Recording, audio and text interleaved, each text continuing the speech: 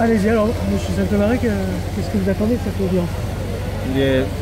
Déjà d'affirmer clairement qu'on n'est pas coupable, mais responsable oui. On est responsable d'actes de solidarité dans un cas évident de non-risque. C'était à l'époque, on était en fin de cycle du virus aviaire. Même l'État avait baissé le degré d'alerte, il était à modéré. Il n'y avait plus de canards autour, nulle part.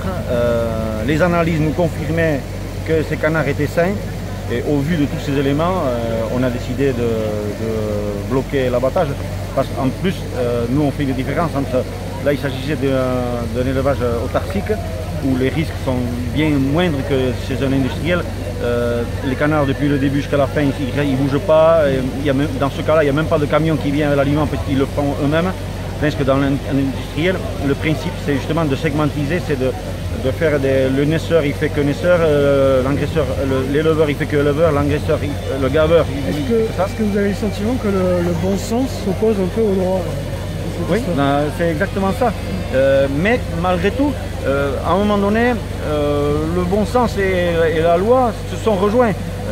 Il a fallu pour ça faire une démonstration de force, mais après le deuxième blocage, on a eu une entrevue avec le préfet, et le préfet, on s'est mis d'accord sur un protocole de surveillance. Donc le bon sens et la loi, ouais, les deux, en tout cas on s'est rejoints, et c'est là qu'on se dit qu'on aurait pu économiser tout ça, tant d'énergie, tant de...